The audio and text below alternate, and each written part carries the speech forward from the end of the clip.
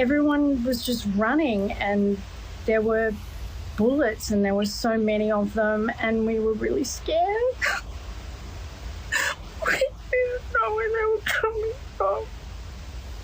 I'm sorry, Catherine, I know it's really hard what you've been through. I feel really guilty because I wasn't even right where those poor people were. But we just didn't know.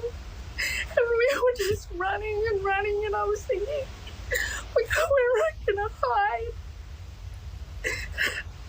Can you just run me through what exactly you saw? So my apartment's on Campbell, where it all was happening.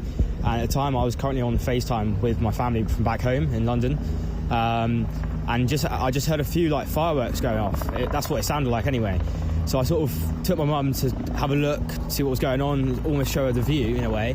And the next thing you know, I saw a white car with a guy shooting, firing from his car. And then I saw, there was an older lady who was killed, and then a guy on the left-hand side. So I just didn't know what to do, and my parents were saying, "Uncle, take cover, take cover, take cover." So everyone ran in, so I ran over to my bedroom, and where my apartment block is, the security isn't great, like the locks aren't amazing. So I didn't know where to hide, and I can't go into my bed, so I went in my wardrobe, shut the door, and I just kept hearing like gunshots going off and off and off. So I was trying to just let all the time go, and try and see when it was good to go. But every time I opened my wardrobe, what it felt like was another gunshot going off. And then I just heard sirens, and then I was just trying to wait for some key signals to be able to leave my wardrobe in a way, to go out into my living room, to be able to have a little view to see if there was anything else happening or if it had died down. But yeah. Like, I just didn't believe it. It was just, you see this stuff happening overseas, and like I've seen videos of mass shootings and how the crowd reacts, and to see it happening in real time. Restaurants were opening their doors and getting crammed with people, and the hostels along Campbell Avenue, they were just opening their doors to everyone. The buses were jam-packed, people trying to squeeze in and just running for their lives. It was surreal. I just couldn't believe it, really. We, as a family, at a bar mitzvah for a relative, and it started at 6:30, and at about 6:40, people started screaming, telling us to run inside. So we ran into behind the kitchen, and we were just hiding in a room, and there were lots of children there. Their parents weren't there because this was a kids' party basically, and lots of kids crying. It was really horrible. How many shots do you think were ringing out? Oh, 50, 60. It just didn't stop for it seemed like 20 minutes. Yeah.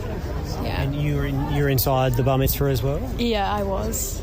Yeah. What was sort of going through your mind when you heard those bullets ringing out? Probably just to like get somewhere safe because it was very scary. Yeah. I've seen a brain on the ground, like a brain. You take a brain, you push it on the ground. It was like that, and it was like a grandma. She was bleeding a lot, and then like a lot of people they've been crying. Some people they became white as well, and I feel very sad for the Jewish community because it was like a party for them, like Hanukkah or something like that. I don't know, but I feel very sad for them after what happened in the 7th of October. And as a Muslim, I'm also sad because some people they're gonna think that Muslims are like that Muslims kill people, and we didn't do anything. We don't have nothing to do with that. No one is supposed to kill anyone. So yeah, that's kind of confusing. Even though Australia is supposed to be a safe country, Bondi is a famous place as well. And like to do that in Bondi, that's kind of hard. And I feel also sad for the people, for the Jewish community, for Australian as well. Yeah. Were any of the children injured that you saw? Yeah, I've seen like a kid, like she was like maybe 8 years old. She got injured in the leg, and she was crying, and she was on the ground. So she was behind her mom. Her mom was on the ground as well. So her mom, she was holding her kid. She was 8 years old, and the other kid, she was like maybe 2-3 years old as well. And they've been like that, and many people they've been running away. And then I seen the brain, and that's the most traumatizing thing that I've seen in my life. A brain, I've never seen that. I ran onto the beach. I guess everyone ran onto the beach. It was pretty terrifying. I eventually went back to see what was happening. few people we sort of helped a few old people get up and get out of there, but it was like there were lots of bodies on the floor. It was a fenced-in event, so it's kind of like I don't know, fish in a barrel. Like the guy had I think of what I've been told, he had an automatic rifle, big gun, standing on the bridge, and just target practice. It was a Hanukkah event. It was a Jewish event. It was full of grandparents and grandchildren celebrating their religious event together. It was a community event. I was walking next to it, and then there was, I guess, a series of shots. It ended up being, I think, a few hundred shots.